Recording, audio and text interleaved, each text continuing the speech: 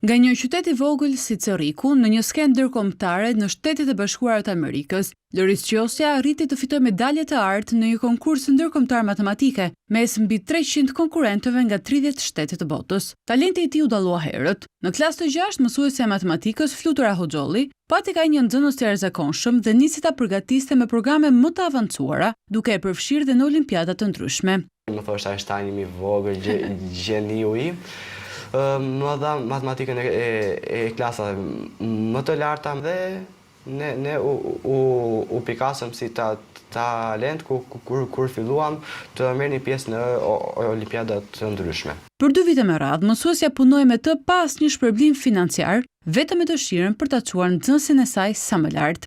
Mësuesi duhet zbuloj talentin, ta motivoj talentin dhe ta zhvilloj më tujte. E bën sot mësuesit këtë? Besoj se jo të gjithë. Unë kam vetëm një djalë, por atë që sa arritën e djalin tim kam arritur në Lorisin. Rruga drejt Amerikës nuk ishte as pak e lehtë. Tarifat e pjesëmarrjes arritën deri në 8.000 euro, një shumë e papërballueshme për familjen e tij, pasi të dy prindërit janë të papunë. Një pjesë, tetën e pjesës e pagovi Bashkia e Cerrikut. Një tetën gjithashtu e pagovi mësuesja dhe pjesa tjetër u pagua nga prindërit e mi dhe të afër. Mbështetja institucionale ishte e kufizuar, ndërsa një pjesë e shoqërisë reagoi me skepticizëm. Disa nga shokët e mi, po them disa por ishin të gjithë, nuk e mendoshin që unë do merja këtë famë ose këto... Do fitoje, vendin e parë. Shumica u lumturuan, kurse ca vazhdojnë të mos më flasin.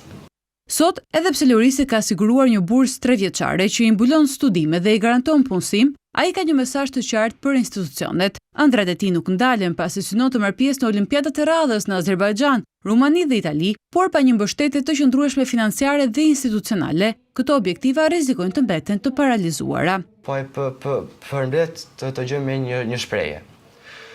Një person ka pyetur njeriu më të zgjuar që ka jetuar ndonjëherë Einsteini, edhe e pyeti, a